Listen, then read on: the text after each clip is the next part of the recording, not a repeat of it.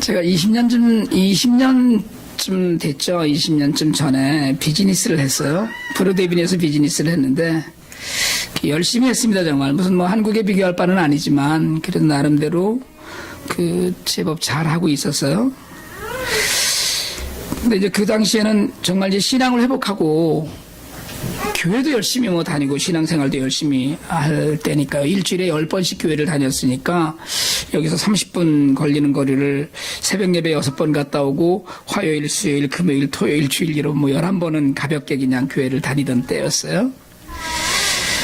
제 아내가 더 열심히 했지만 어쨌든 하나님을 섬기는 일, 또 교회를 섬기는 일, 그리고 성도들을 섬기는 일이 너무 행복했습니다. 그래서 늘 만사에 감사했죠. 부자는 아니었지만 뭐 모든 것에 그냥 감사하니까 늘 웃고 다녔는데 비즈니스 할 때니까 아는 분들도 많지만 이렇게 파이낸셜 업앤다운이 있잖아요. 비즈니스라는 건. 그래서 돈이 필요할 때가 많았어요. 그래서 그때마다 무슨 큰 일을 할 때마다 돈이 필요하면 뭐 몇천 불에서 몇만 불까지 이렇게 가볍게 빌려주는 분들도 있었어요. 그냥 가서 빌려다 쓰고 그렇게 해서 늘 융통이 가능했던 분들이 있었는데 그분 중에 한 분이 어느 날 20년 전 얘기예요. 저희가 리치필드 살 때인데 저희 집에 찾아오셨어요. 굉장히 뜻밖이었거든요. 그분이 저희 집에 올 일이 전혀 없고 아주 친하게 지내지만 저희 집에 올 일이 전혀 없는 분인데 오후에 찾아오셨어요. 이런저런 이야기를 하다가 그분이 그렇게 묻는 거예요. 저희 큰아이가 이름이 제이인데 나 그 제인에 가는 교회에 좀 나가도 되나? 이렇게 얘기를 하는 거예요. 그거 어떻게 안 된다고 그러겠어요. 우리 지금 같으면 제가 시험 본다 뭐 우리 교회는 뭐 이러겠지만 그래서 그분이 제가 섬기는 교회를 같이 나갔어요. 그래서 예수 열심히 믿고 세례를 받았어요. 지금은 좀 이제 신앙생활을 제대로 잘 못하고 계신데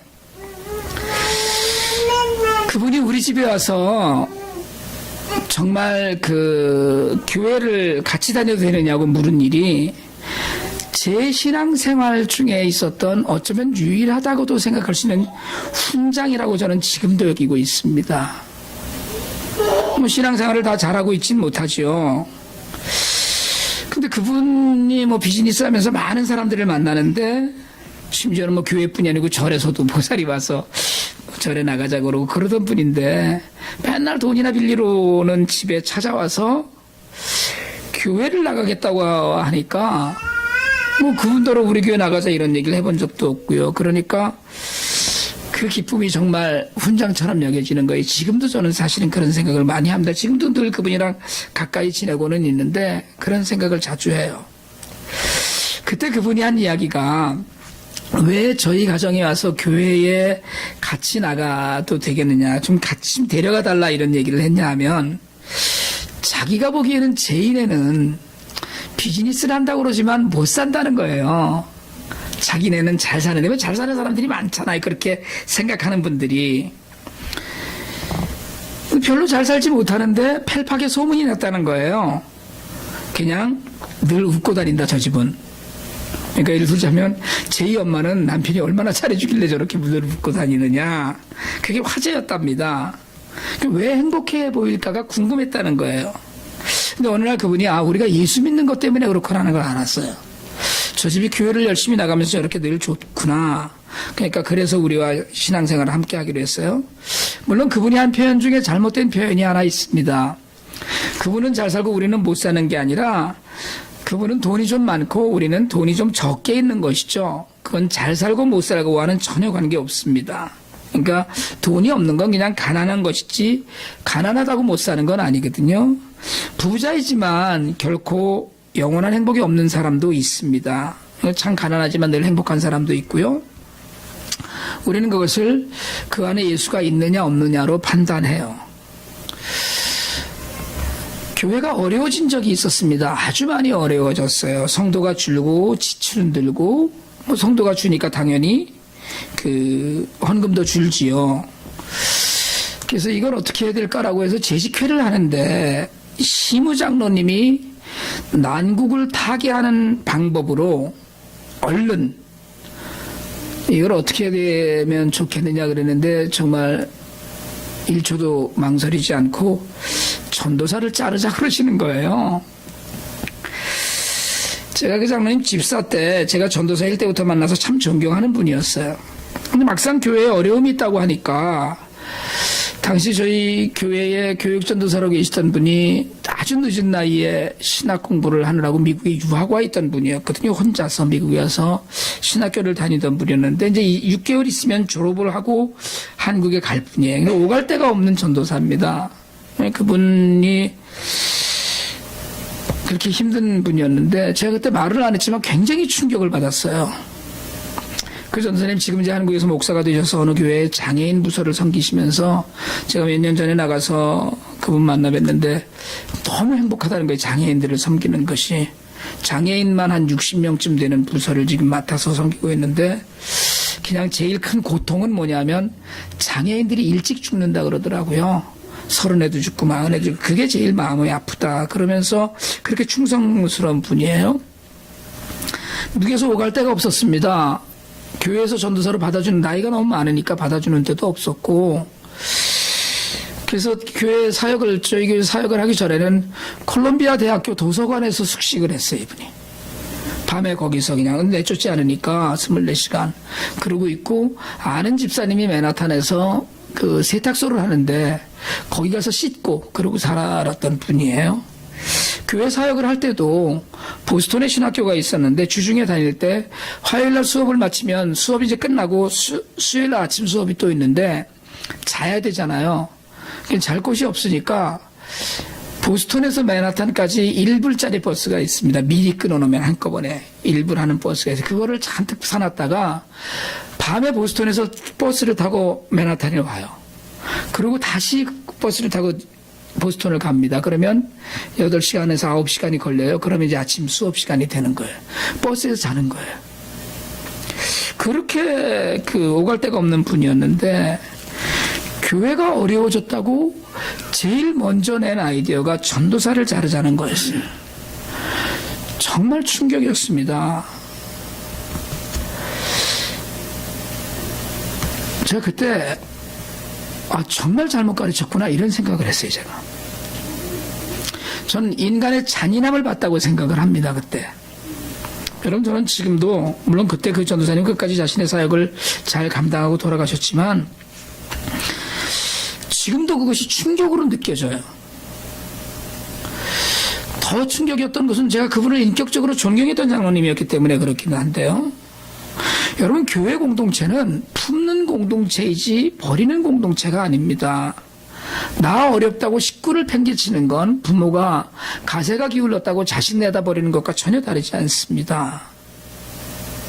그러니까 여러분 교회가요 어려운 이들을 품다가 망하면 망하는 대로 하나님께 영광이 됩니다.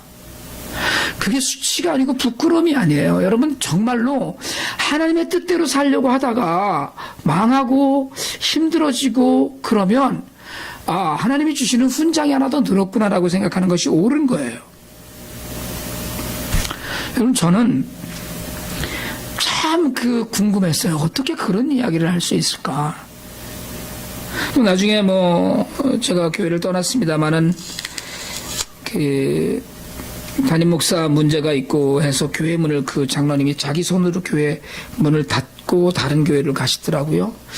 지금도 어디 가서는 장로님이라는 호칭을 듣고 있고 나름대로 여러 가지 충성하고 봉사하고 계신데 저는 궁금해요. 하나님 앞에 서면 하나님은 뭐라고 얘기하실까? 여러분 그리스도인의 참 뜻은 엄격함에 있지 않고 감동에 있는 겁니다. 물론 말씀을 지키고 공동체를 지키고 불의를 배척할 때는 엄격해야 되고요. 자기 자신에게는 정말 칼같이 꼿꼿한 신앙의 자세도 필요하지만 여러분 신앙은 애초에 따뜻한 거예요. 감동을 줄 수 있을 때 가장 잘 믿는 신앙입니다. 감동이 아니고 칼이다 이건 여러분 그거는 신앙인 아닌 사람들이 더 잘하는 일입니다. 우리를 그리스도인이라고 그러거든요. 그리스도인은 그리스도를 믿고 담고 배우고 그리고 그리스도의 삶을 본받아서 그렇게 살기를 작정하고 소망하고 사는 사람입니다. 그리스도는 어떤 분입니까? 우리의 죄를 지시고 우리로 하여금 그리스도인이라는 호칭에 걸맞게 살도록 인도하시는 분이거든요. 낮아지고 낮아진 분이에요. 하늘을 우러러서 보고 기도하시지만 땅의 낮은 이들에게서 눈을 떼지 못하는 분이십니다. 부를 탐하지 않고 다른 이들의 치유와 회복에 공생애를 거셨던 분이에요. 그렇다고 뭐 부자를 다 죄인이라고 정죄하신 것은 아니지만 높은 자리나 부자들을 오히려 경계하시고 가난하고 천한 자들의 친구가 되어주신 분입니다. 여러분, 이렇게 이야기하면 오늘날 그리스도인들이 얼마나 많은가를 우리가 좀 돌아보아야 됩니다. 교인은 많습니다. 교회는 많아요. 교회에 출석하는 사람들이 많습니다. 교회 멤버는 많은데 참 그리스도인이 많은가? 그리스도인이 많냐는 질문에는 그리스도인으로 사는 사람이 많냐는 이야기인데요. 여러분, 오늘 바울은 고린도 교회 성도들을 향해서 의미심장한 표현을 합니다. 고린도 교회 성도들은 그리스도인들이었어요. 오늘 우리가 읽은 성경의 2절에 보니까 너희는 우리의 편지라고 이야기해요. 1절에서 내가 나 스스로의 자기소개서라고 그러잖아요. 우리가 취직할 때 내가 나 스스로를 소개하면서 추천하는 추천장을 써주겠느냐. 너희가 우리의 편지라는 거예요. 무슨 얘기예요? 너를 보면 나를 알게 될 거다, 사람들이. 그러니까 내 스스로 소개하는 편지를 써서 누구에게 보여줄 필요가 없이 혹시 나를 궁금한 사람이 있으면 너 보면 된다, 이런 얘기예요. 제가 자주 하는 이야기인데 여러분 정말 제발 좀 잘하시길 바랍니다. 왠지 아세요? 여러분이 제 성적표예요. 그 얘기 아십니까? 여러분이 제 성적표라는 거? 저는 그렇게 생각해요. 제가 목회자로 불리우고 교회 목회자로 세움을 받았다는 건 하나님께서 저와 함께하게 하신 성도들을 잘 목양하라고 하는 거거든요. 그러니까 우리 공동체를 여러분과 함께 제가 하늘나라에 이르도록 같이 잘 살다가 하나님 뜻대로 살다가 하나님 앞에 같이 서야 된다. 이게 이제 제 생각인데, 그러니까 결론이 뭐냐면 여러분, 여러분을 보면 정말 조 목사 목회 성공했다, 이래야 된다는 거예요. 조항성 목사의 목회의 성공은 성도가 수백 명이 수천 명이 모여서 성공이 아니고 교회 빌딩 지어서 성공이 아니고요. 그건 전혀 관계없습니다. 아무 상관없어요. 그냥 오늘 이 자리에 앉아있는 몇 사람이라도 진짜 괜찮네 그 사람, 이 얘기를 듣는 게 제 목회 성공이라는 거예요. 여러분, 천국에 가서 하나님 앞에 섰는데 하나님께서 제 개인의 죄악을 문제 삼겠지만 하나님께서 저한테 너는 도대체 목회를 어떻게 했길래 얘네들이 이렇게 비리비리한 애들을 만들었냐, 이러면 여러분, 이게 제일 큰 문제예요. 옆에 분들하고 한번 인사 한번 하실래요? 조 목사 걱정거리는 되지 맙시다. 시작. 왜 웃어요? 나는 심각한데? 여러분이 다 제 걱정거리는 거 혹시 아세요? 네. 할렐루야. 주여. 너희는 우리의 편지라는 말은 고린도 교회 성도들이 바로 다른 이들에게 보여질 때 바울 일행이 어떤 사람이라는 걸 바르게 소개할 수 있는 소개장이라는 이야기예요.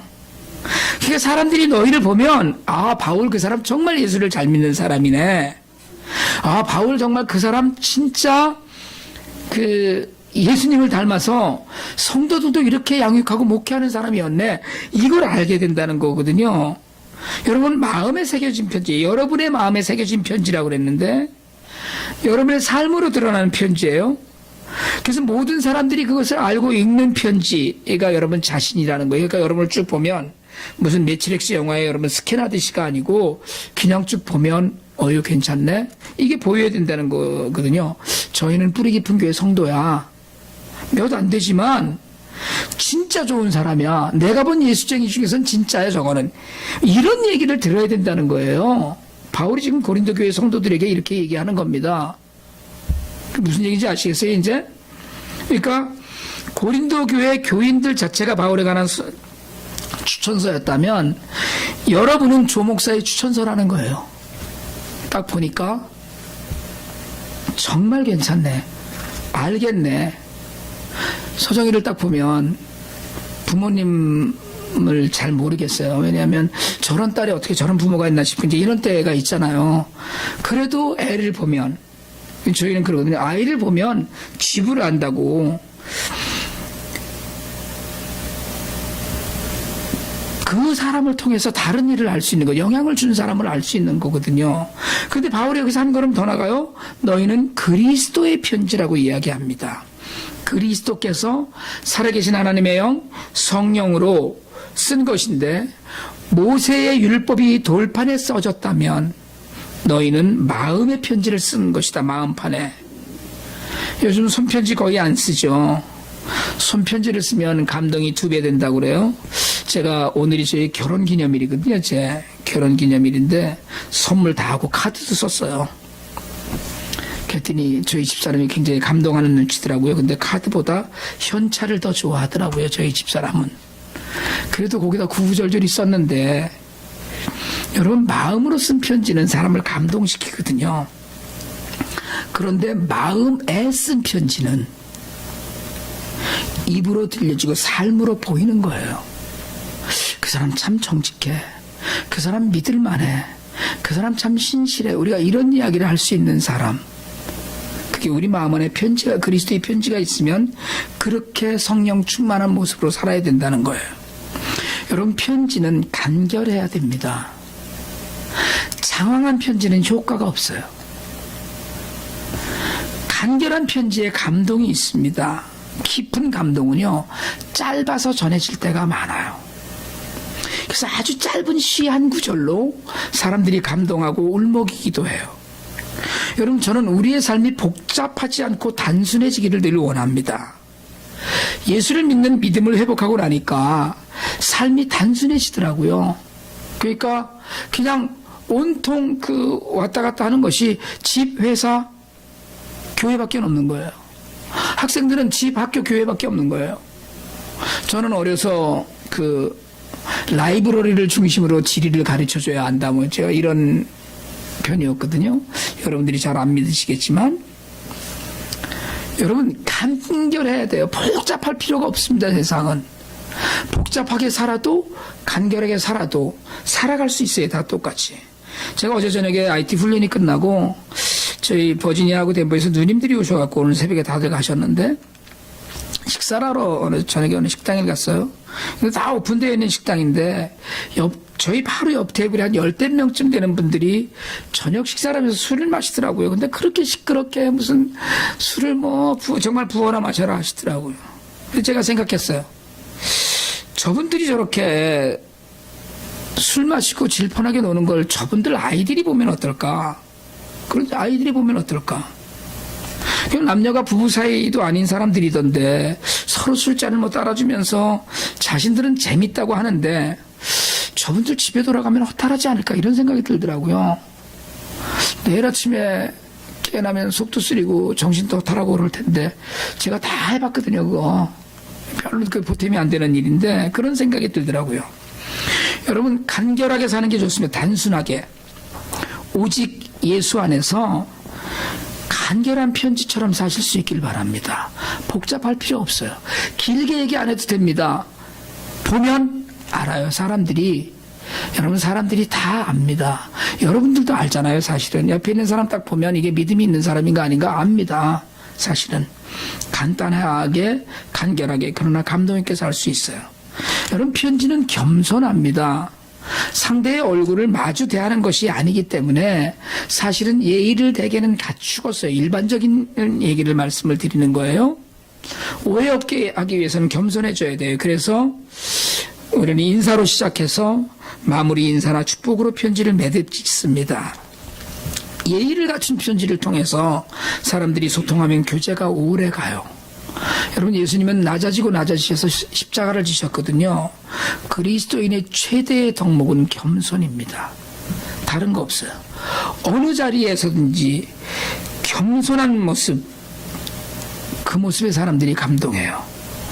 겸손한 사람들을 깔보고 짓밟고 무시하는 사람들이 있습니다. 여러분, 그런 사람들은 무시하고 사세요. 그러니까 내가 겸손하게 늘 하는데 그 겸손한 것 때문에 나를 깔보는 사람은 여러분도 무시하셔도 됩니다. 그럼 깔보셔도 돼요. 진짜 겸손은 모든 이들에게 감동을 주어요. 그러니까 나를 낮추는 삶, 제가 아니고 당신 덕입니다 라는 삶, 늘 내가 한 일에 대해서 내가 이만큼 했노라고 뻐기지 않을 수 있는 삶.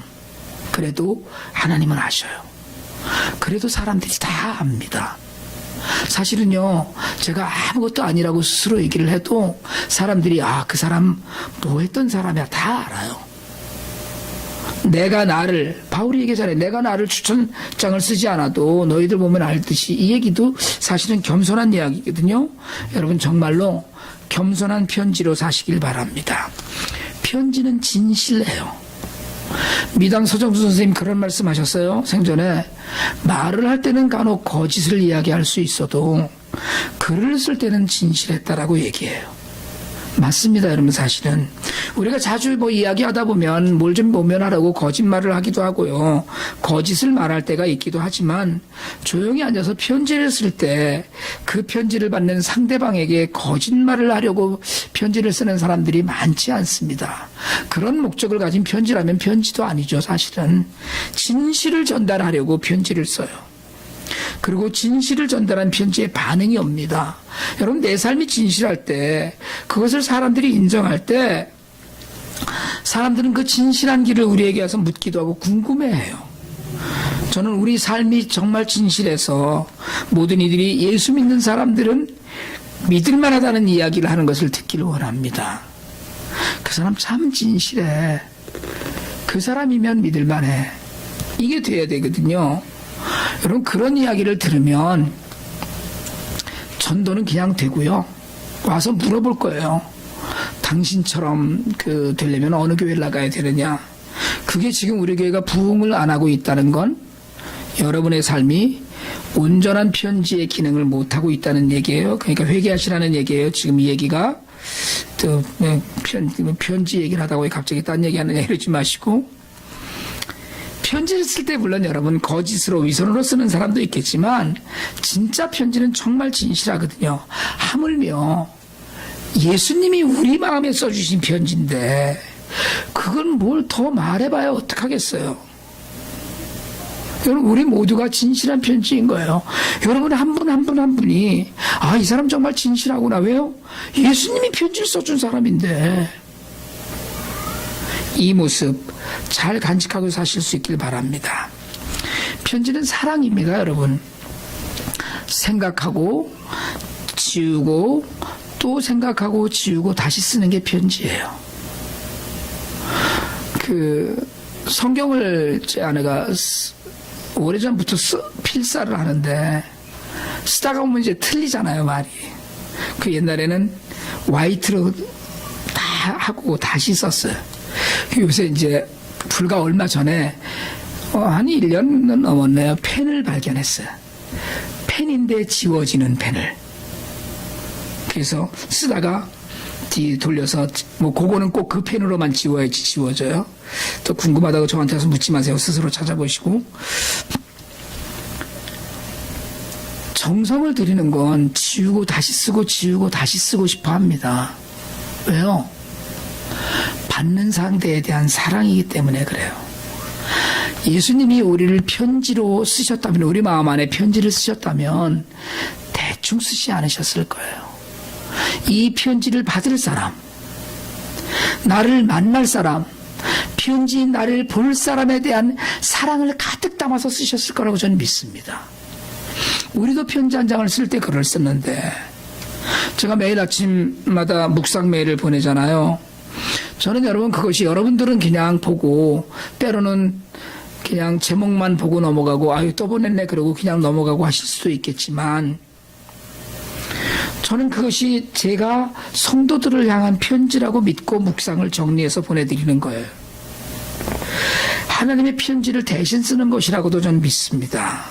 모세의 10계명처럼 돌판에 쓴 게 아니라 비록 컴퓨터를 통해서 또는 스마트폰을 통해서 전해지는 이메일이지만 그 편지를 받는 사람들에게 하나님은 누구신지 나는 어떻게 살아야 하는지를 알려주기를 바라는 마음으로 편지를 써요. 물론 제가 감동하고 제가 그렇게 살고 싶다라는 소망을 담은 것이지만 그 안에는 그걸 받는 분들에게 사랑으로 전하고 싶어서 쓰는 거예요. 요즘 제가 그걸 보내다 보니까 보통 한 번에 한 200명 넘게 가는데 지메일이 어떤 때는 보내면 한꺼번에 단체로 그렇게 보내니까 돌아오더라고요. 그럼 다시 또 한 메일에서 보내요. 그게 그렇게 간단하게 여러분들에게 보내지는 게 아닙니다. 그 묵상 정리와 이메일을 통해서 저는 예수 그리스도의 사랑을 나누기를 원하면서 이메일을 씁니다. 여러분, 편지로서의 여러분은 사랑하면서 살아야 돼요. 그리스도의 편지로 사는 것은 사랑이 마치 펑펑 솟아나는 것처럼 사는 겁니다. 사람을 사랑하면서 사는 것이고요. 사랑받는 표시가 나서 사는 거예요. 여러분, 사랑을 받고 자라는 아이들은 상처를 받지 않습니다. 어려운 일이 있어도 이길 수 있는 자신, 이건 사랑받는 아이들에게서 나타나요. 왕따를 당해서 자살하는 아이들은 사실은 그 집에서도 사랑을 제대로 온전히 받지 못했기 때문에 그래요.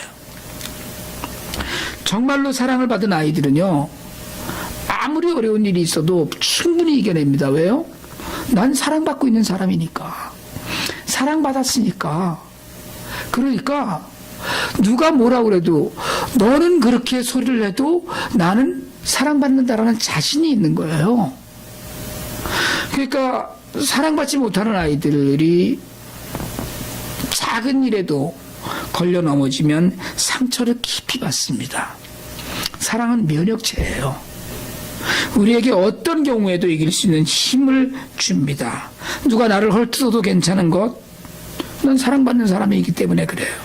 우리 멘탈이 강하다 그러잖아요. 그 멘탈은 그냥 오는 게 아니에요. 사랑받는 데서 오는 겁니다. 너 사랑받고 있기 때문에 야단도 맞고 매도 맞기도 하고 그러고 잘하기도 하지만 그래도 우리 부모님 나를 사랑해.